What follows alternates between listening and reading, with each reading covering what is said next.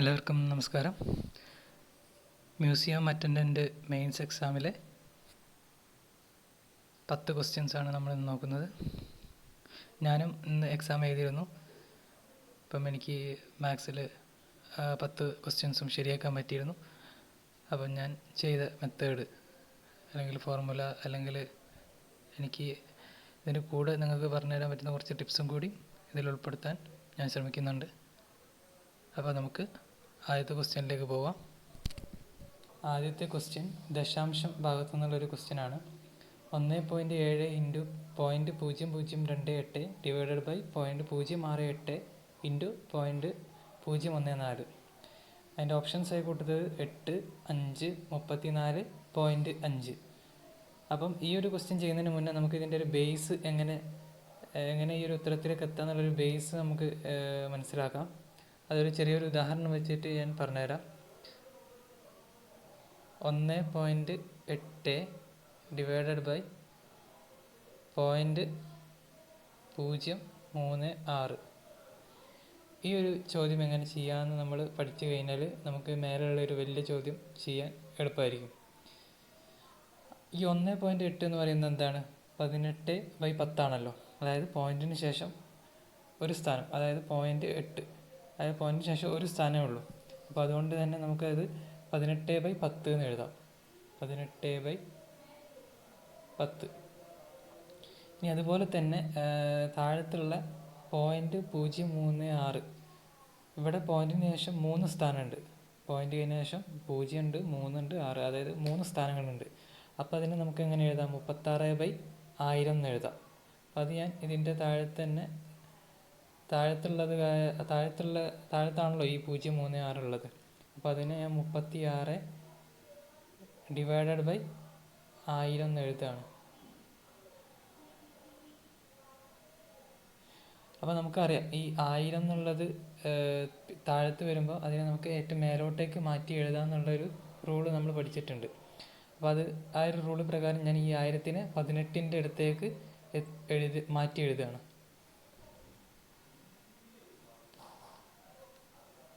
18 into 1000.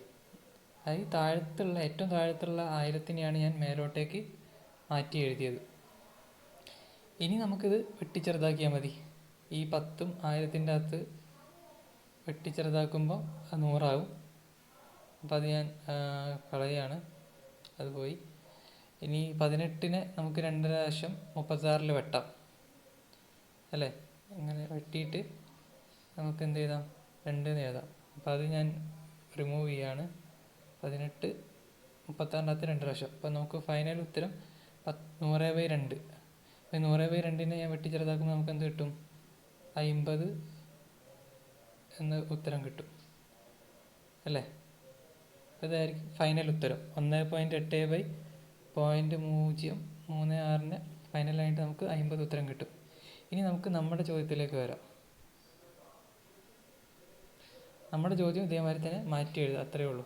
ഈ 1.7-നെ നമുക്ക് എന്താക്കി എഴുതാം? പോയിൻറ്റിന് ശേഷം ഒരു സ്ഥാനമേ 0.7 അല്ലേ? അപ്പോൾ 17/10 എന്ന് ഞാൻ എഴുതി. ഇനി അടുത്തത് ഈ 0.0028-നെ നമുക്ക് എങ്ങനെ മാറ്റി എഴുതാം? പോയിൻറ്റിന് ശേഷം 4 സ്ഥാനമുണ്ട്. 0.028 4 സ്ഥാനമുണ്ട്. അപ്പോൾ ഞാൻ ഇതിനെ 28 ഡിവൈഡഡ് ബൈ എന്താക്കി എഴുതി? താഴത്ത് 10000, 4 സ്ഥാനമല്ലേ? അപ്പോൾ 10000, 4 0 വേണം, 4 0 എഴുതി. ഇനി അടുത്തത് താഴ്ഭാഗത്തുള്ള 0.68-നെ എങ്ങനെ മാറ്റി എഴുതാം? 0.68-നെ നമുക്ക് പോയിൻറ്റിന് ശേഷം 3 സ്ഥാനമുണ്ട്. അപ്പം 68 ഡിവൈഡഡ് ബൈ 1000 എന്ന് ഞാൻ എഴുതി. 68 ഡിവൈഡഡ് ബൈ 1000 എന്ന് എഴുതി. ഇനി 0.014-നെ നമുക്ക് എങ്ങനെ എഴുതാം? പോയിൻറ്റിന് ശേഷം 3 സ്ഥാനമല്ലേ ഉള്ളത്? അപ്പോൾ അതിന് 14 ഡിവൈഡഡ് ബൈ 14-ൻ്റെ താഴത്ത് എത്ര വരും? 1000, 3 0 വരും. ഇനി നമ്മൾ പഠിച്ച പോലെ ഈ ഏറ്റവും താഴത്ത് വരുന്ന അക്കങ്ങളെ നമ്മൾ എന്ത് ചെയ്യും? ഏറ്റവും മേലോട്ടേക്ക് മാറ്റി എഴുതാൻ പറ്റും. അപ്പം 1000 ഇൻറ്റു 1000 എന്നുള്ളത് ഞാൻ ഇവിടുന്ന് മാറ്റിയിട്ട് ഏറ്റവും മേലോട്ട് 17 ഇൻറ്റു 28 കൂടെ എഴുതാൻ പോവാണ്. 14 ഇവിടെ തന്നെ വെക്കും. ഈ 1000 ഞാൻ മേലോട്ടേക്ക് കൊണ്ടുപോയി ഇൻറ്റു ആയിട്ടാണ് വരിക. ഓക്കെ, ഇനി നമുക്കിതിനെ വെട്ടി ചെറുതാക്കിയാൽ മതി. അപ്പോൾ താഴത്ത് 5 പൂജ്യം ഉണ്ട്, ഈ ഒരു 0 പിന്നെ ഈ 4 പൂജ്യം. അത് നമുക്ക് മേലത്തെ 5 പൂജ്യത്തിനെ കൊണ്ട് വെട്ടിക്കളഞ്ഞ്. ഓക്കെ, അത് ഞാൻ റിമൂവ് ചെയ്യാണ്. മേലത്തെ 5 പൂജ്യം, താഴത്തുള്ള 5 പൂജ്യം പോയി. ഇനി അടുത്തത് ഈ 14ഉം 28ഉം നമുക്ക് വെട്ടാലോ. 14 28ൻ്റെ അകത്ത് 2 പ്രാവശ്യം, ആ 2 ഞാൻ ഇവിടെ എഴുതുകയാണ്. അടുത്തത് 17ൻ്റെ ഡബിളാണ് 34, 34ൻ്റെ ഡബിളാണ് 68. അപ്പോൾ നമുക്ക് 17 68ൻ്റെ അകത്ത് എത്ര പ്രാവശ്യം പോകും? 4 പ്രാവശ്യം പോകും. അപ്പോൾ ഞാൻ അതും എന്ത് ചെയ്യാണ്, വെട്ടുകയാണ്. അപ്പോൾ അത് റിമൂവ് ചെയ്തിട്ട് താഴത്ത് ഞാൻ 4 എഴുതുകയാണ്. 2 വെട്ടി 2 4ൻ്റെ അകത്ത് എത്ര പ്രാവശ്യം പോകും? 2 പ്രാവശ്യം. അപ്പം 2 വെട്ടി ഞാനിവിടെ 2 എഴുതി, അതിനെ റിമൂവ് ചെയ്യാണ്. ഇനി 10/2 അത് എത്ര കിട്ടും? 5. അപ്പോൾ 5, അതായത് ഓപ്ഷൻ ബി ആണ് നമ്മുടെ ഫൈനൽ ആൻസർ. ഇനി നമുക്ക് രണ്ടാമത്തെ ക്വസ്റ്റ്യൻ നോക്കാം. വിട്ട ഭാഗം പൂരിപ്പിക്കുക. ഇത് ആൽഫബറ്റ്സ് വെച്ചിട്ടുള്ള ഒരു ചോദ്യമാണ്. അപ്പോൾ ഇതിൻ്റെ അകത്ത് 5 ഭാഗമുണ്ട്. അതിൻ്റെ അകത്ത് 4ാമത്തെ ഭാഗമാണ് വിട്ടുപോയത്. ആ 4ാമത്തെ ഭാഗം നമ്മൾ കണ്ടുപിടിച്ച് പൂരിപ്പിക്കണം. അപ്പോൾ ഇതിൻ്റെ അകത്ത് 1ാമത്തെ ഭാഗത്തിൻ്റെ അകത്ത് ആദ്യത്തെ ആൽഫബറ്റ് എ ആണ് അല്ലേ. അതേമാതിരി 2ാമത്തെ ഭാഗത്തിൻ്റെ അകത്ത് ആദ്യത്തെ ആൽഫബറ്റ് ബി ആണ്. അതേമാതിരി 3ാമത്തേൻ്റെ അകത്ത് ആദ്യത്തേത് ഡി ആണ്. ഇനി 4ാമത്തേത് ബ്ലാങ്ക് ആണ്. അടുത്തത് 5ാമത്തെ ഭാഗത്തിൻ്റെ ആദ്യത്തെ ആൽഫബറ്റ് കെ ആണ്. അപ്പോൾ ഇതിൻ്റെ ഒരു പാറ്റേൺ നമുക്ക് നോക്കിയാൽ മതി. എനോട് 1, അതായത് എ കഴിഞ്ഞ് അടുത്തത് 1 കൂട്ടുമ്പോൾ അടുത്ത ആൽഫബറ്റ് കിട്ടും, അതായത് ബി. ബി കഴിഞ്ഞ് 2 കൂട്ടുമ്പോൾ ഡി കിട്ടും അല്ലേ. ബി കഴിഞ്ഞ് സി, പിന്നെ ഡി 2 കൂട്ടി. പിന്നെ ഡി കഴിഞ്ഞ് അടുത്തത് എന്താ വേണം? 3 കൂട്ടണം. ഇ എഫ് ജി 3 കൂട്ടുമ്പോൾ നമുക്ക് എന്ത് കിട്ടും? ജി കിട്ടും. ഇനി ജി തന്നെയാണോ ശരി എന്നുള്ള ഉറപ്പിക്കാൻ വേണ്ടിയിട്ട് അടുത്തത് അതേ പാറ്റേൺ, അതായത് 4 കൂട്ടി നോക്കിയാൽ മതി. ആ പാറ്റേണിൽ തന്നെയാണോ പോകണമെന്നുള്ള ഉറപ്പിക്കാൻ വേണ്ടിയിട്ട്. അപ്പോൾ നമുക്ക് 4 കൂട്ടി നോക്കാം. ജി കഴിഞ്ഞിട്ട് HIJK, അതായത് 4ാമത്തേതായിട്ടാണ് കെ വരുന്നത്. അപ്പോൾ നമ്മൾ ഉദ്ദേശിച്ച പാറ്റേൺ ശരിയാണെന്ന് നമുക്ക് ഉറപ്പിക്കാം. അപ്പോൾ ഇതിൻ്റെ അകത്ത് നിന്ന് ഓപ്ഷൻ എൻ്റെ അകത്ത് തുടങ്ങുന്ന ജിയിലാണ്, ഓപ്ഷൻ ബി തുടങ്ങുന്നത് ജിയിലാണ്, ഓപ്ഷൻ സി തുടങ്ങുന്നത് പക്ഷേ എച്ചിലാണ്. അപ്പോൾ നമുക്ക് എന്ത് ഉറപ്പിക്കാം? സി അല്ലാന്ന് നമുക്ക് ഉറപ്പിക്കാം. സി നമുക്ക് ഒഴിവാക്കാം. ഇനി അടുത്തത് ഓരോ ഭാഗത്തിൻ്റെയും 2ാമത്തെ ആൽഫബറ്റിൻ്റെ കണ്ടുപിടിക്കണം. അത് എങ്ങനെയാണെന്ന് നോക്കാം നമുക്ക്. 1ാമത്തെ ഭാഗത്തിൽ 2ാമത്തെ ആൽഫബറ്റ് എന്ന് പറയുന്നത് Y ആണ് അല്ലേ. ഇനി അതേമാതിരി 2ാമത്തെ ഭാഗത്തിലെ 2ാമത്തെ ആൽഫബറ്റ് W, 3ാമത്തെ ഭാഗത്തിൽ U, 4ാമത്തെ ഭാഗം നമുക്ക് കണ്ടുപിടിക്കണം, 5ാമത്തെ ഭാഗം Q. അപ്പം ഇത് നമുക്ക് റിവേഴ്സ് ഓർഡറിലാണ് നമ്മൾ നോക്കേണ്ടത്. അതായത് ഇപ്പം യു കഴിഞ്ഞിട്ട് വി പിന്നെ ഡബ്ല്യു, അതായത് യു കഴിഞ്ഞ് 1 വിട്ടിട്ട് 2ാമത്തേതാണ് ഡബ്ല്യു വരുന്നത്. അതേമാതിരി ഡബ്ല്യു കഴിഞ്ഞ് എക്സ് വിട്ടിട്ട് അടുത്തത് വൈ വരുന്നത്. അപ്പോൾ 2 എണ്ണങ്ങൾ തമ്മിൽ 1 മിസ്സാണ്. അപ്പോൾ അതുപോലെ നമുക്ക് ക്യൂവിൻ്റെ നോക്കിയാലോ. ക്യൂ കഴിഞ്ഞ് 6 കഴിഞ്ഞിട്ട് 6 നമ്മൾ വിട്ട് അടുത്തത് എസ് ആണ് ഇവിടെ വരേണ്ടത്.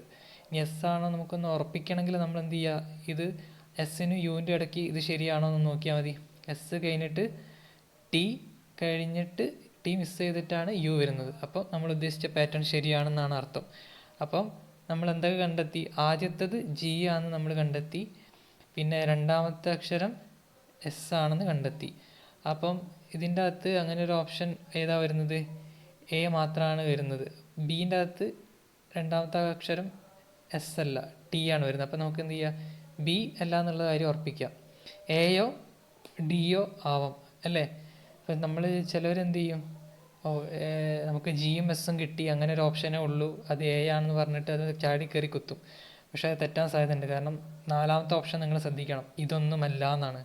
അപ്പോൾ അതിൻ്റെ അർത്ഥം ജിയും എസ്സും കഴിഞ്ഞിട്ട് ആറും കെ തന്നെയാണെന്ന് നമുക്ക് ഉറപ്പിക്കാൻ പറ്റില്ല. അപ്പം നമ്മൾ എന്ത് ചെയ്യണം? ആറും കെയും തന്നെയാണോ എന്നുള്ളത് നമ്മൾ ഇതേപോലെ കണ്ടുപിടിച്ചിട്ട് ഉറപ്പിക്കണം. അത് അങ്ങനെ ചെയ്യുന്ന എന്തുകൊണ്ടാണ് വെച്ചിട്ടുണ്ടെങ്കിൽ നാലാമത്തെ ഓപ്ഷൻ ഇതൊന്നുമല്ല എന്ന് വന്നത് കൊണ്ടാണ്. അപ്പം അതിന് പകരം വേറെ ഇപ്പോൾ ജി ആർ എസ് ടി അങ്ങനെ എന്തെങ്കിലുമാണ് നാലാമത്തെ ഓപ്ഷൻ ഡി ആയിട്ട് വരുന്നെങ്കിൽ നമുക്ക് ഉറപ്പിക്കാം ജി കഴിഞ്ഞിട്ട് എസ് അല്ല, അപ്പം അതുകൊണ്ട് അത് നമുക്ക് ഡിലീറ്റ് ചെയ്യാമെന്ന് പറഞ്ഞിട്ട് ഓപ്ഷൻ എ ഉറപ്പിക്കാം നമുക്ക്. പക്ഷേ ഇവിടെ ഇതൊന്നുമല്ല എന്ന് വന്നത് കാരണം നമ്മൾ എന്ത് ചെയ്യണം?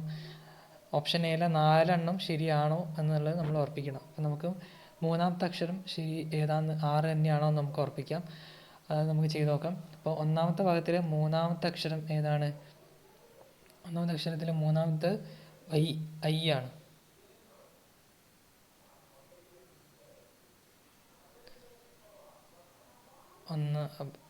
ഒന്നാമത്തെ ഭാഗത്തിലെ മൂന്നാമത്തെ അക്ഷരം എന്ന് പറയുന്നത് ഐ ആണ്. രണ്ടാമത്തതിൻ്റെ അകത്ത് എൽ ആണ്. മൂന്നാമത്തതിൻ്റെ അകത്ത് ഒ ആണ്. നാലാമത്തെ നമ്മൾ കണ്ടുപിടിക്കണം. അഞ്ചാമത്തതിൻ്റെ അകത്ത് യു ആണ്. അപ്പോൾ ഇതിൻ്റെ പാറ്റേൺ നമുക്കറിയാം. ഐ കഴിഞ്ഞ് ജെ കഴിഞ്ഞ് കെ കഴിഞ്ഞ് എൽ, അതായത് 2 എണ്ണം കഴിഞ്ഞിട്ടാണ് എൽ വരുന്നത്. എം എൻ കഴിഞ്ഞിട്ടാണ് ഒ വരുന്നത് അല്ലേ? അപ്പോൾ ഒ കഴിഞ്ഞ് 2 എണ്ണം കഴിഞ്ഞിട്ട് അടുത്ത അക്ഷരമാണ് നമ്മൾ എഴുതേണ്ടത് പി ക്യു ആർ. അപ്പോൾ ആറാണ് ഇവിടെ വരേണ്ടത് അല്ലേ? ഓന് പറഞ്ഞിട്ട് 2 എണ്ണം മിസ് ചെയ്ത് ആറാം. ഇനി ആറാണെന്ന് നമ്മളെങ്ങനെ ഉറപ്പിക്കുക? 6 കഴിഞ്ഞ് 2 എണ്ണം കഴിഞ്ഞ് മൂന്നാമത്താണോ യു വരുന്നതെന്ന് ഉറപ്പിക്കണം. അപ്പോൾ 6 കഴിഞ്ഞ് എസ് ടി മിസ് യു, അപ്പോൾ അതും ശരിയാണ്.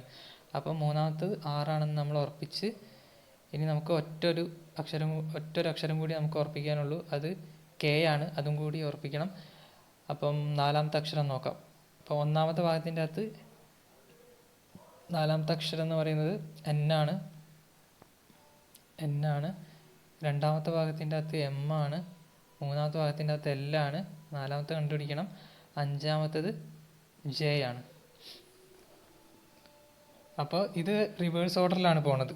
അപ്പം എൽ കഴിഞ്ഞ് എം കഴിഞ്ഞ് എൻ. ഓക്കെ, അതിൻ്റെ അത് ഒന്ന് വിട്ടെന്ന് പോയാൽ കറക്റ്റ് ഓർഡറിലാണ്. അപ്പോൾ ജെ കഴിഞ്ഞ് അടുത്ത അക്ഷരം ഏതാ ശരിക്കും വരുന്ന ആൽഫബറ്റിൽ? കെ അല്ലേ? J K L M N. അപ്പോൾ കെ ആണ് നമ്മുടെ കറക്റ്റായിട്ടുള്ള ഉത്തരം. എല്ലാം അടുപ്പിച്ചാണ് ഒന്ന് കൂട്ടിയാണ് വരുന്നത് എന്നുള്ള ഓർഡറിലാണ് ഇവിടെ വരുന്നത്. അപ്പോൾ നമുക്ക് എന്ത് ചെയ്യാൻ പറ്റും? ഓപ്ഷൻ എ ആണ് ശരി എന്നുള്ളത് ഉറപ്പിക്കാൻ പറ്റും. മൂന്നാമത്തെ ക്വസ്റ്റ്യനിലേക്ക് പോവുകയാണ്. 1 മുതൽ 50 വരെയുള്ള തുടർച്ചയായ എണ്ണൽ സംഖ്യകളുടെ തുക എത്ര? അപ്പോൾ തുടർച്ചയായ എണ്ണൽ സംഖ്യകളുടെ തുക കാണാനുള്ളൊരു ഫോർമുലയാണ് n × n+1 / 2. ഈ n എന്ന് പറയുന്നത് തുടർച്ചയായി എത്ര എണ്ണൽ സംഖ്യകളുണ്ട് എന്നുള്ളതാണ്. ഇപ്പോൾ ഇവിടെ 50 എണ്ണൽ സംഖ്യകളാണുള്ളത്. അപ്പോൾ 50 × 51, അതായത് n+1 എന്ന് പറയുമ്പോൾ 51/2. അപ്പോൾ ഇതിൻ്റെ അകത്ത് വെട്ടിച്ചെറുതാക്കുമ്പം 50നെ 2 കൊണ്ട് വെട്ടുമ്പം 25 വരും അല്ലേ? അപ്പം ഞാനത് മാറ്റി എഴുതാണ്. 30. ഇപ്പോൾ 25 × 51 ഒന്നുകൂടി വൃത്തിയിൽ എഴുതുകയാണ്. 25 × 51 അല്ലേ? ഇനി നിങ്ങൾ ഇങ്ങനെ ഗുണിച്ച് നോക്കേണ്ട കാര്യമില്ല. അത് നമുക്കൊന്ന് വൃത്തിയിൽ എഴുതാൻ പറ്റും. അതായത് 25ന് നമുക്ക് 100/4 എന്ന് എഴുതിക്കൂടെ? × 51. അപ്പോൾ 5100/4 ചെയ്താൽ മതി. നിങ്ങൾ 25 × 51 ചെയ്യുന്നതിന് പകരം ഗുണിച്ച് നോക്കി സമയം കളയുന്നതിന് പകരം എന്ത് ചെയ്താൽ മതി? 5100/4 ഇത് ചെയ്യാനല്ലേ എളുപ്പം. ഇനി ഇതിനെ വെട്ടിച്ചെറുതാക്കാം. നമുക്ക് എങ്ങനെയാണ് വെട്ടിച്ചെറുതാക്കുക? 4 5ൻ്റെ അകത്ത് ഒരു പ്രാവശ്യം, ബാക്കി ഒരു 1 വരും, 1 ഇങ്ങോട്ടേക്ക് വരും. ആ 1 11, 11ൻ്റെ അകത്ത് 4 2 പ്രാവശ്യം, ബാക്കി 2 4 8 അല്ലേ? അപ്പോൾ 8ും 11 തമ്മിൽ ഡിഫറൻസ് 3 ഞാൻ ഇവിടെ എഴുതി. അപ്പം 3 0, 30ൻ്റെ അകത്ത് 4 7 പ്രാവശ്യം, അതായത് 7 4 28. അപ്പം 30ഉം 28ഉം തമ്മിലുള്ള വ്യത്യാസം 2. ആ 2 ഞാൻ ഇങ്ങോട്ടേക്ക് എഴുതി. അപ്പം 20ആയി. 2ഉം അതിൻ്റെ തൊട്ടടുത്തുള്ള 0. 20ൻ്റെ അകത്ത് 4 എത്ര പ്രാവശ്യം പോകും? 5 പ്രാവശ്യം. നമ്മുടെ ഉത്തരം എത്രയേ ഉള്ളൂ? 1275. Option A. ക്വസ്റ്റ്യൻ്റെ അകത്ത് നോക്കിയാൽ കാണാം, ഓപ്ഷൻ എ ആണ് 1275. ഇത് നിങ്ങൾക്ക് നേരിട്ട് 25 × 51 ഗുണിച്ച് നോക്കിയിട്ട് ചെയ്യാം. അങ്ങനെയാണ് നിങ്ങൾക്ക് ചെയ്യാൻ എളുപ്പമെങ്കിൽ അങ്ങനെ ചെയ്യാം, അല്ലെങ്കിൽ ഇതേപോലെ ഈ ഒരു മെത്തേഡിലും ചെയ്യാം. അടുത്തത് 4ാമത്തെ ചോദ്യമാണ്. 15 പോസ്റ്റ് കാർഡിൻ്റെ വില 2.25 രൂപ ആണെങ്കിൽ 36 പോസ്റ്റ് കാർഡിൻ്റെ വില എത്ര? അപ്പം നമുക്ക് ചെയ്തു തുടങ്ങാം. 15 പോസ്റ്റ് കാർഡാണ്. പോസ്റ്റ് കാർഡിന് ഞാൻ P എന്ന് എഴുതുകയാണ്. 15 പോസ്റ്റ് കാർഡിന് എത്രയാണ്? 2.25 റുപ്പീസ്. അപ്പം അങ്ങനെയാണെങ്കിൽ ഒരു പോസ്റ്റ് കാർഡിൻ്റെ വില എങ്ങനെയാണ് കാണുക? നമ്മൾ ഒരു പോസ്റ്റ് കാർഡിൻ്റെത് കാണണമെങ്കിൽ നമ്മൾ ഈ 15നെ ഈ ഏരോ മാർക്കിൻ്റെ അപ്പുറത്തേക്ക് കൊണ്ടുപോവുക. അപ്പം എന്ത് ചെയ്യും? ഡിവൈഡഡ് ആയിട്ട് മാറും. ഓക്കെ, താഴ്ഭാഗത്തേക്ക് വരും. ഈ 2.25/15 റുപ്പീസ് എന്നാവും. ഓക്കെ, അപ്പോൾ ഒരു പോസ്റ്റ് കാർഡിൻ്റെ വില നമ്മൾ കണ്ടുപിടിച്ച്. ഇനി നമ്മളോട് ചോദിച്ചത് എത്രയാണ്? 36 പോസ്റ്റ് കാർഡിൻ്റെ വിലയാണ് നമ്മളോട് ചോദിച്ചത്. അപ്പോൾ നമ്മൾ എന്ത് ചെയ്യുക? രണ്ട് സൈഡും 36 കൊണ്ട് ഗുണിച്ചാൽ മതി. അപ്പോൾ 36 പോസ്റ്റ് കാർഡ്, ഒരു പോസ്റ്റ് കാർഡ് ഇൻറ്റു 36 വരുമ്പോൾ 36 പോസ്റ്റ് കാർഡ് ഇൻറ്റു പിന്നെ 2.25 ഡിവൈഡഡ് ബൈ 15 ഇൻറ്റു 36 അല്ലേ, റുപ്പീസ്. അപ്പോൾ ഇത് നമ്മൾ സോൾവ് ചെയ്ത് കഴിഞ്ഞാൽ നമുക്ക് എന്ത് കിട്ടും? ഒരു 36 പോസ്റ്റ് കാർഡിൻ്റെ വില എത്രയാണെന്ന് കിട്ടും. ഇനി ഇതെങ്ങനെയാണ് നമുക്ക് സോൾവ് ചെയ്യാൻ നോക്കാം. ഇത് ഞാൻ നേരത്തെ പറഞ്ഞ പോലെ ഈ 2.25 ഈ ദശാംശം കാണുന്നതിനൊക്കെ നമ്മൾ എന്ത് ചെയ്യണം? അപ്പം തന്നെ ദശാംശം ഒഴിവാക്കണം. അപ്പം അതിന് എന്താ ചെയ്യാൻ പോകുന്നത് വെച്ചിട്ടുണ്ടെങ്കിൽ, പോയിൻറ്റിന് ശേഷം നമുക്ക് എത്ര സ്ഥാനങ്ങളുണ്ട്? പോയിൻറ്റിന് ശേഷം 2 സ്ഥാനം, 2 പോയിൻറ്റ് കഴിഞ്ഞിട്ട് 2.5 2 സ്ഥാനമുള്ളത്. അപ്പം ഞാനതിനെ 225 ഡിവൈഡഡ് ബൈ 2 സ്ഥാനമുള്ളതുകൊണ്ട് 100 താഴത്ത് എഴുതി. ഓക്കെ, ഇനി എന്ത് ചെയ്ത് 15 ഞാൻ അവിടെ തന്നെ എഴുതി, ഇപ്പോൾ താഴെ തന്നെ. പിന്നെ 36 നമുക്കുള്ളത്. ഇനി നമുക്ക് വെട്ടിച്ചെറുതാക്കാം എളുപ്പത്തിൽ. കാരണം 15 × 15 ആണ് 225 അല്ലേ. അപ്പം 15നെ ഞാൻ 225 വെട്ടിയിട്ട് 15 നമുക്ക് ഇവിടെ എഴുതാം അല്ലേ. അപ്പം ഞാനൊന്ന് വൃത്തിയിലാക്കുകയാണ്. 15നെ 225 പോക്കിയിട്ട് അവിടെ നിന്നാണ് എന്ത് എഴുതി? 15 എന്ന് എഴുതി.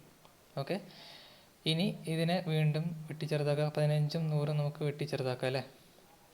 15ഉം 100നും വെട്ടിച്ചെറുതാക്കുമ്പോൾ 5 15ൻ്റെ അകത്ത് 3 പ്രാവശ്യം പോകും അല്ലേ.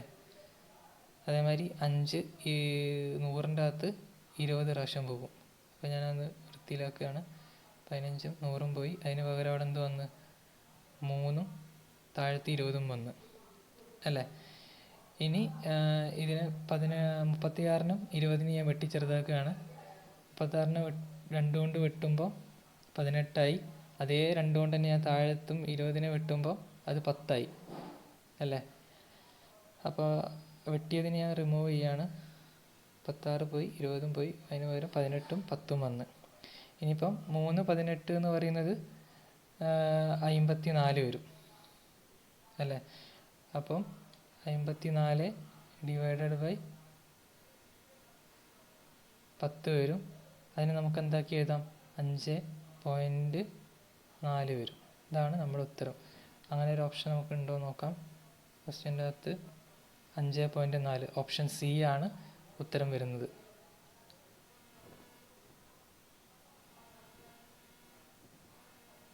അതിൻ്റെ ഒരു എക്സ്പ്ലനേഷൻ ഫുള്ളായിട്ട് ഇവിടെ കാണിക്കുകയാണ്. ആദ്യം 15 എണ്ണത്തിൻ്റെ നമ്മൾ എഴുതി വെച്ചു. അതിൻ്റെ അകത്തുനിന്ന് ഒരു പോസ്റ്റ് കാർഡിൻ്റെ കാണണമെങ്കിൽ 15നെ അപ്പുറത്തേക്ക് കൊണ്ടുപോയി. അപ്പുറത്തേക്ക് കൊണ്ടുപോകുമ്പോൾ താഴത്തേക്ക് വരും. പിന്നെ നമ്മൾ 36 എണ്ണത്തിൻ്റെയാണ് 36 പോസ്റ്റിൻ്റെ എമൗണ്ടാണ് കണ്ടത്. അപ്പോൾ അത് 2 സൈഡിലും 36 കൊണ്ട് ഗുണിച്ച്, എന്നിട്ട് വലത്തെ സൈഡിലുള്ള ആ ഒരു കാൽക്കുലേഷനെ നമ്മൾ എന്ത് ചെയ്തു? സോൾവ് ചെയ്തു. സോൾവ് ചെയ്യുമ്പം അവിടെ ഒരു ദശാംശ സംഖ്യ കണ്ടു. ദശാംശ സംഖ്യേനെ നമ്മൾ എന്ത് ചെയ്യണം? ഒരു സാധാരണ സംഖ്യയാക്കി മാറ്റണം. അതിന് വേണ്ടിയിട്ട് താഴത്ത് 100 കൊണ്ട് ഹരിച്ച് അങ്ങനെ പിന്നെ സോൾവ് ചെയ്ത് വരാൻ എളുപ്പമാണ്. അടുത്തത് 5ാമത്തെ ക്വസ്റ്റ്യൻ. ഒറ്റയാനാര്? ഇതൊരു പാറ്റേൺ തന്നിട്ടുണ്ട്. ആ ഒരു പാറ്റേണിൻ്റെ അകത്ത് വ്യത്യസ്തനായിട്ടുള്ള ആളെ കണ്ടെത്താനാണ്. അപ്പോൾ ഇത് നമുക്ക് കാണുമ്പോൾ തന്നെ അറിയാം. ഈ 2, 3, 5, 7 എന്നൊക്കെ തുടങ്ങുമ്പോൾ തന്നെ നമുക്കറിയാം അതൊരു പ്രൈം നമ്പറാണ് അല്ലേ. അതിന് ഘടകങ്ങളില്ല. ഘടകങ്ങൾ പറഞ്ഞാൽ ഇപ്പം അതിനെ ആ ഒരു സംഖ്യേനെ ഹരിക്കാൻ പറ്റുന്നത് ആ ഒരു സംഖ്യേനെ കൊണ്ടോ അല്ലെങ്കിൽ ഒന്നിനെ കൊണ്ടോ മാത്രമാണ്.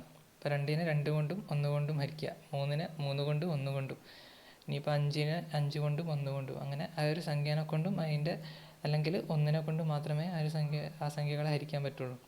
അപ്പം അങ്ങനത്തെ സംഖ്യകളാണ് പ്രൈം നമ്പേഴ്സ് എന്ന് പറയുന്നത്.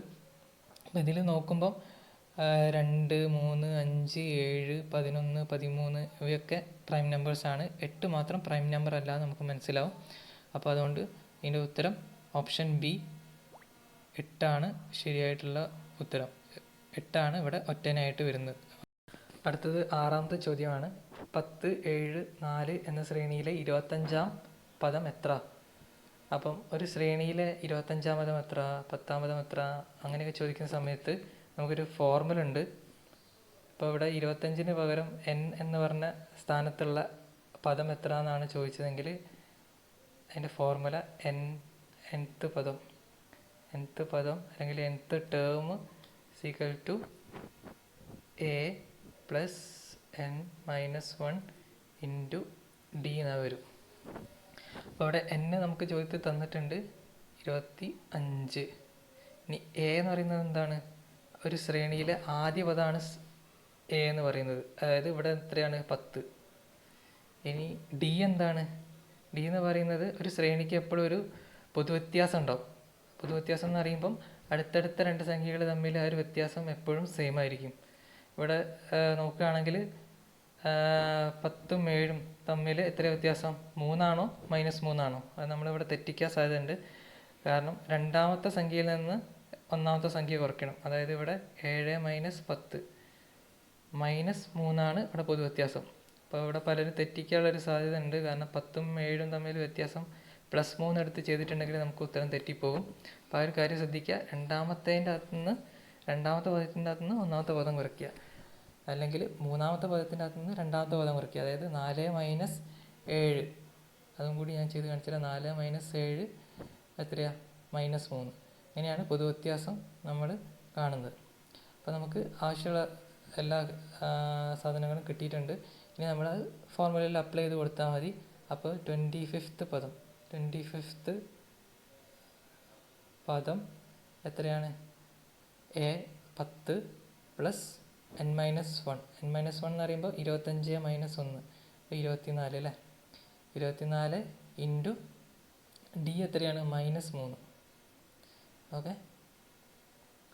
അപ്പം നമുക്കറിയാം ബോർഡ് മാസ് വെച്ച് ചെയ്യുമ്പോൾ നമുക്കറിയാം ആദ്യം എന്ത് ചെയ്യണം, ഗുണനമാണ് ചെയ്യേണ്ടത് എന്നുള്ളത്. ഇപ്പോൾ 24 ഇൻറ്റു -3 നമ്മൾ ആദ്യം ചെയ്യുന്നത്. 10 പ്ലസ് 24 ഇൻറ്റു -3 എത്രയാണ്?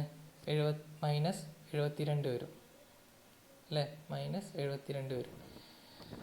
അപ്പം 10 പ്ലസും മൈനസും വരുമ്പോൾ ഇവിടെ മൈനസ് വരും. 10 - 72 വരും. ഇനി എത്രയാണ്? 72ഉം 10ഉം മൈനസ് ചെയ്ത് എത്രയാണ് നമുക്ക് കിട്ടുക? -62. കാരണം 72 അല്ലേ വലിയ സംഖ്യ. അപ്പോൾ 72ൻ്റെ ചിഹ്നം നമ്മൾ കൊടുത്തു. -62 ഉത്തരം വരുന്നത്. അത് നമുക്ക് നോക്കാം ചോദ്യത്തിൻ്റെ അകത്ത് അങ്ങനെ ഒരു ഓപ്ഷൻ ഉണ്ടോ എന്നുള്ളത്. അതെ, ഓപ്ഷൻ ബി ആണ് ഉത്തരം. അപ്പോൾ ഒന്നുകൂടി നോക്കാം. nth പദം എന്ന് പറയുന്നത് a + n - 1d. a എന്ന് പറയുന്നത് ആദ്യ സംഖ്യ, d എന്ന് പറയുന്നത് ഡിഫറൻസ്. ഇവിടെ ശ്രദ്ധിക്കാനുള്ളൊരു കാര്യം എന്ന് പറയുന്നത് 2 അടുത്തടുത്ത സംഖ്യകൾ തമ്മിലുള്ള വ്യത്യാസം എടുക്കുന്ന സമയത്ത് അത് പ്ലസ് ആണോ നെഗറ്റീവ് ആണോ കൊടുക്കേണ്ടതെന്നുള്ളത് ഓർപ്പിക്കണം. സംഖ്യ കുറഞ്ഞ് വരികയാണെങ്കിൽ അവിടെ നെഗറ്റീവ് ആയിരിക്കും പൊതുവ്യത്യാസം എന്ന് ഓർക്കണം. കാരണം ഇവിടെ 10 കഴിഞ്ഞ് പിന്നെ കുറഞ്ഞ് 7 പിന്നെ കുറഞ്ഞ് 4. അപ്പോൾ ഇവിടെ പൊതുവ്യത്യാസം -3 വെച്ചിട്ടാണ് കൂടുന്നത് അല്ലേ? -3 വെച്ചിട്ടാണ്. 10നോട് -3 കൂട്ടുമ്പോഴാണ് 7 കിട്ടുന്നത് നമുക്ക് പറഞ്ഞൂടെ? അല്ലെങ്കിൽ 7നോട് -3 കൂട്ടുമ്പോഴാണ് 4 കിട്ടുന്നത് നമുക്ക് പറയാം. അപ്പോൾ ഇവിടെ പൊതുവ്യത്യാസം -3. ഇനി ആ കാര്യങ്ങൾ ഇവിടെ അപ്ലൈ ചെയ്യുക ഫോർമുലയിൽ. അപ്പോൾ ഇവിടെ ശ്രദ്ധിക്കേണ്ട അടുത്ത കാര്യം എന്ന് പറയുന്നത് ബോർഡ് മാസ് വെച്ചിട്ട് നമുക്കറിയാം 24 ഇൻറ്റു -3 ആദ്യം ചെയ്യണം. അപ്പം -72 കിട്ടും. പിന്നെ 10 പ്ലസ് -72 അപ്പം മൈനസ് വരും. 10 - 72 ആവും. പിന്നെ 2 സംഖ്യകൾ തമ്മിൽ വ്യത്യാസം എടുത്തിട്ട് വലുതിൻ്റെ ചിഹ്നം ഇടുക. 62 വരും. വലുതിൻ്റെ ചിഹ്നം മൈനസ്, അതുകൊണ്ട് -ഇട്ടു. അപ്പോൾ -62 ഉത്തരം. 7ാമത്തെ ചോദ്യം. 4701നോട് ഏത് സംഖ്യ കൂട്ടിയാൽ തൊട്ടടുത്ത പൂർണ്ണവർഗമാകും? അതായത് ഇപ്പോൾ 4701നോട് ഈ 4 ഓപ്ഷനിലുള്ള ഏതോ ഒരു സംഖ്യ കൂട്ടിയപ്പം ഒരു പൂർണ്ണവർഗം കിട്ടുന്നുണ്ട് എന്നാണ് പറയുന്നത്. അപ്പോൾ ഏത് സംഖ്യ കൂട്ടിയപ്പോഴാണ് ആ ഒരു പൂർണ്ണവർഗം കിട്ടിയതെന്നാണ് ചോദിക്കുന്നത്. അത് 35 കൂട്ടിയപ്പോഴാണോ, 60 കൂട്ടിയപ്പോഴാണോ, 48ആണോ, 68 കൂട്ടിയപ്പോഴാണോ പൂർണ്ണവർഗം കിട്ടുന്നതാണ് ചോദ്യം. അപ്പോൾ ഇത് നമ്മളിപ്പോൾ ചെയ്യുന്നത് ഒരു ട്രയൽ ആൻഡ് എറർ മെത്തേഡ് വഴിയാണ്. അതായത് ഇപ്പോൾ നമുക്കറിയാം ഒരു 4700ൻ്റെ അടുത്ത് വർഗം കിട്ടുന്ന വർഗം ഏത് സംഖ്യേൻ്റെ വർഗ്ഗമാണ് വരുന്നത് നമ്മൾ ഏകദേശം നോക്കിയാൽ മതി. ഇപ്പോൾ നമുക്കറിയാം 50ൻ്റെ സ്ക്വയർ എത്രയാണ്? 2500 അപ്പോൾ അതല്ല. പിന്നെ 60ൻ്റെ സ്ക്വയർ എത്രയാണ്? 3600. അപ്പോൾ അതിനെക്കാട്ടും വലിയൊരു സംഖ്യ ആയിരിക്കും. 70ൻ്റെ അടുത്ത് നോക്കിയാലോ ഏകദേശം ഒരു 4900 വരും. അപ്പോൾ നമുക്കെന്ത് മനസ്സിലായി? 60ൻ്റെയും 70ൻ്റെയും ഇടയ്ക്കുള്ള ഏതോ ഒരു സംഖ്യയാണ് ഈ 4700 ആ ഭാഗത്ത് വരുന്ന സ്ക്വയർ ഉള്ളത്. ഓക്കെ, അപ്പോൾ ഇനി എന്ത് ചെയ്യുക? 60ൻ്റെയും 70ൻ്റെയും ഇടയ്ക്കുള്ള ഒരു സംഖ്യ നമുക്ക് നോക്കി നോക്കാം. അതായത് ഇപ്പം 65 എടുത്ത് നോക്കി നോക്കാം. 65ൻ്റെ സ്ക്വയർ എത്രയാണ്? 65ൻ്റെ സ്ക്വയർ 4225.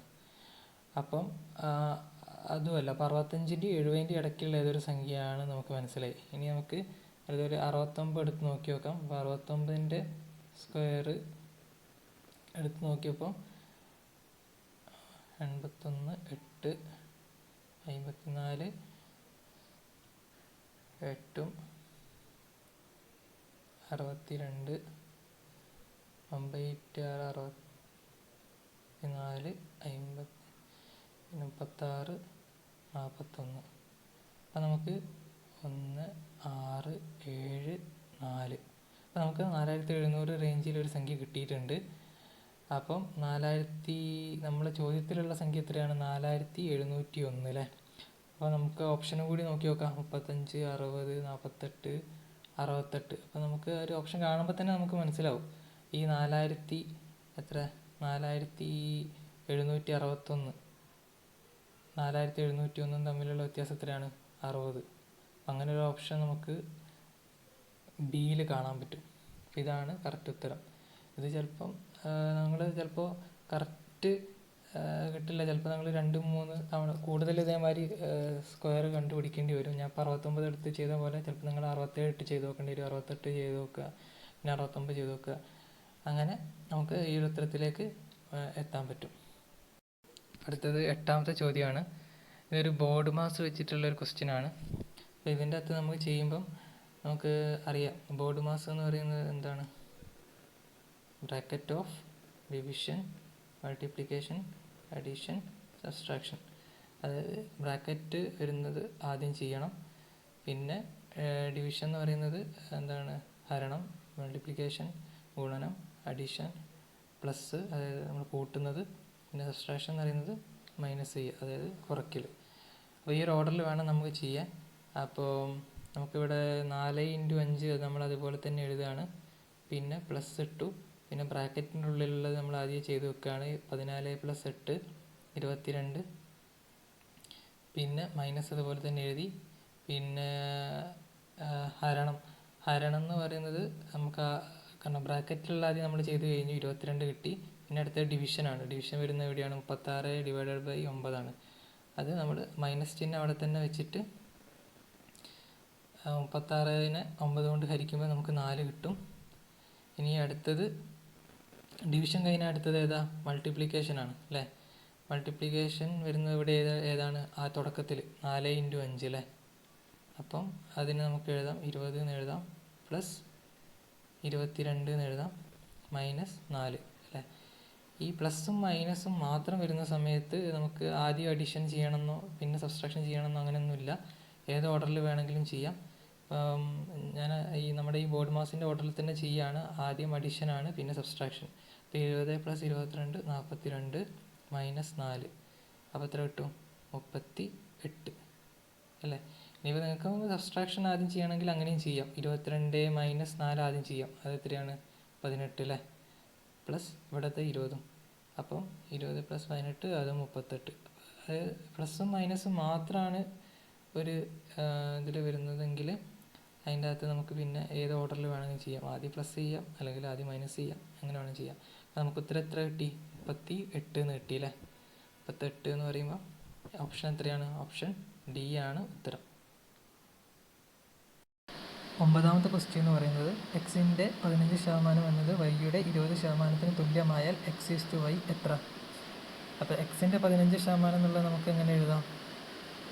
x × 15 ഡിവൈഡഡ് ബൈ 100 എന്ന് എഴുതാം.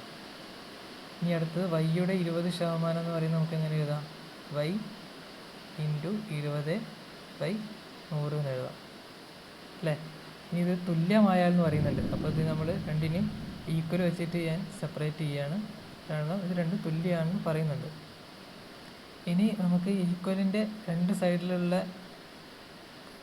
നമുക്ക് വെട്ടി ചെറുതാക്കാൻ പറ്റും. അതായത് ഇപ്പോൾ ഒരുപോലെയാണെങ്കിൽ ഇപ്പോൾ ഈക്വൽ സിമ്പലിൻ്റെ രണ്ട് സൈഡിലും 100 താഴത്തുണ്ട്. അപ്പോൾ ഞാൻ 2 100 അങ്ങോട്ട് വെട്ടി ചെറുതാക്കിയേ. അപ്പോൾ അത് ഞാൻ റിമൂവ് ചെയ്യാണ്. 2 100 നമ്മൾ വെട്ടി ചെറുതാക്കി, വെട്ടിപ്പോയി. ഇനി നമുക്ക് ബാക്കിയുള്ളതിനെ ഒന്ന് അറേഞ്ച് ചെയ്യണം. ഇപ്പോൾ എക്സിനെയും വൈനെയും ഞാൻ ഒരേ സൈഡിലേക്ക് കൊണ്ടുവന്ന് അതേമാതിരി അക്കങ്ങളെ നമ്പേഴ്സിനെയൊക്കെ മറ്റേ സൈഡിലേക്ക് മാറ്റുകയാണ്. അപ്പം എക്സിൻ്റെ സൈഡിലേക്ക് വൈ കൊണ്ടുവരുമ്പം വൈ മേലെയായിരുന്നു ഉണ്ടായിരുന്നത്, അത് ഈക്വലിൻ്റെ അപ്പുറത്തെ സൈഡിലേക്ക് പോകുമ്പോൾ അത് താഴെയാവും. അതേമാതിരി 20 മേലെ തന്നെ ഉണ്ട്. 15ന് ഈക്വലിൻ്റെ ഇപ്പുറത്തെ സൈഡിലേക്ക് കൊണ്ടുവരുമ്പോൾ മേലുള്ള 15 ഈക്വലിൻ്റെ അപ്പുറത്തേക്ക് വരുമ്പോൾ എത്താവും? താഴത്തെത്തും. ഇനി ഇതിനൊന്ന് വെട്ടി ചെറുതാക്കിയാൽ മതി. 20ൻ്റെ അകത്ത് 15ൻ്റെ അകത്തും പൊതുവായിട്ട് പോണത് 5 ആണുള്ളത്. 5നെ 2നെ കൊണ്ട് വെട്ടുകയാണ്. 20ൻ്റെ അകത്ത് 5 4 പ്രാവശ്യം പോകും. 15ൻ്റെ അകത്ത് 5 3 പ്രാവശ്യം പോകും അല്ലേ? അപ്പോൾ ഇതിനെ 4/3 എന്ന് എഴുതാം. x/y എന്നുള്ളത് 4/3 എന്നാക്കി എഴുതാം. ഈ x/y എന്ന് പറയുന്നത് എന്താണ്? ഈ x/y എന്ന് തന്നെയാണ്, x/y എന്ന് പറയുന്നതിനെയാണ് നമ്മൾ എന്ത് ആക്കി എഴുതുന്നത്? x/y എന്നാക്കി എഴുതുന്നത്. ഓക്കെ, അപ്പോൾ x/y എന്ന് പറഞ്ഞിട്ടുണ്ടെങ്കിൽ x/y എന്ന് എഴുതാം. x/y നമുക്ക് x/y എന്ന് എഴുതാം. അപ്പം 4/3നെ നമുക്ക് എന്താക്കി എഴുതാം? 4:3 എന്ന് എഴുതാം. അല്ലെങ്കിൽ തിരിച്ചും പറയാം, 4:3നെയാണ് 4/3 എന്ന് എഴുതുന്നത്. അപ്പം അങ്ങനൊരു ഉത്തരം ഉണ്ടോ എന്ന് നമുക്ക് നോക്കാം. ഓപ്ഷൻ ബി 4:3 ആണ് ഉത്തരം വരുന്നത്. പിന്നെ ഇങ്ങനത്തെ ഒരു ചോദ്യത്തിൻ്റെ അകത്ത് നമ്മൾ തെറ്റിക്കാൻ സാധ്യതയുള്ള ഒരു കാര്യം കൂടി ഞാൻ പറയുകയാണ്. ഇവിടെ ഇപ്പോൾ ചോദ്യത്തിൻ്റെ അകത്ത് x/y എന്ന് പറഞ്ഞിട്ടുണ്ട്. ചില സമയത്ത് അത് y/x എന്നാക്കും അവർ ചോദ്യത്തിൽ. അപ്പോൾ നമ്മൾ ശ്രദ്ധിക്കാതെ നമ്മൾ ചെയ്തു വരുമ്പോൾ നമുക്ക് ആദ്യം കിട്ടുക എങ്ങനെയായിരിക്കും? x/y 4:3 എന്നുള്ള രീതിയിലേക്ക് ഉത്തരം കിട്ടുക. പക്ഷേ അവർ ചോദ്യത്തിൻ്റെ അകത്ത് അവർ y/x ആയിരിക്കും ചോദിച്ചിട്ടുണ്ടാവുക. അപ്പോൾ നമ്മുടെ വെപ്രാളത്തിൽ ആദ്യം കിട്ടിയ ഉത്തരം അങ്ങോട്ട് എഴുതും. അങ്ങനെ അത് നമുക്ക് മൈനസ് മാർക്കാവും. അപ്പം ഈ നമുക്ക് കിട്ടിയ സമയത്ത് 4:3 കിട്ടിയ സമയത്ത് ഇനി അതിനെ y/x ആക്കണമെങ്കിൽ നേരെ തിരിച്ചെഴുതിയാൽ മതി. 3:4 ആണ് y/x എന്ന് പറയുന്നത്. അപ്പം ആ ഒരു കാര്യം കൂടി ഒന്ന് ശ്രദ്ധിച്ചാൽ മതി. അപ്പോൾ ഒന്നുകൂടി പറയാം. ആദ്യം എക്സിൻ്റെ 15% എന്ന് പറയുമ്പോൾ x/15/100 എന്ന് എഴുതാം. വൈൻ്റെ 20% എന്ന് പറയുമ്പോൾ y/20/100 എന്ന് എഴുതാം. പിന്നെ ഈക്വലിൻ്റെ രണ്ട് സൈഡിലും ഒരുപോലെ സംഖ്യകളുണ്ടെങ്കിൽ നമുക്ക് വെട്ടിക്കളയാം. 100 100 ഞാൻ വെട്ടിക്കളഞ്ഞു. പിന്നെ ആൽഫബറ്റൊക്കെ ഒരു സൈഡിലാക്കി, നമ്പേഴ്സൊക്കെ മറ്റേ ഈക്വലിൻ്റെ മറ്റേ സൈഡിലും ആക്കി. അങ്ങനെ ആക്കുന്ന സമയത്ത് മുകളിലുള്ള സാധനം ഈക്വലിൻ്റെ അപ്പുറത്തേക്ക് പോകുമ്പോൾ താഴത്തെത്തും. അതിൻ്റെ റൂളിൽ x/y എന്ന് എഴുതി, അതേപോലെ 20/15 എന്ന് എഴുതി.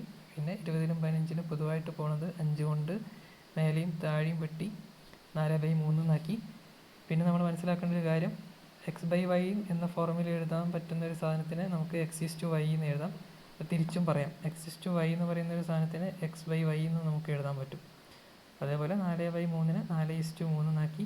അങ്ങനെ ഉത്തരം നമുക്ക് വരുന്നത് ഓപ്ഷൻ ബി 4:3 ആണ്. അടുത്ത 10ാമത്തെ ലാസ്റ്റ് ക്വസ്റ്റ്യൻ ആണ്.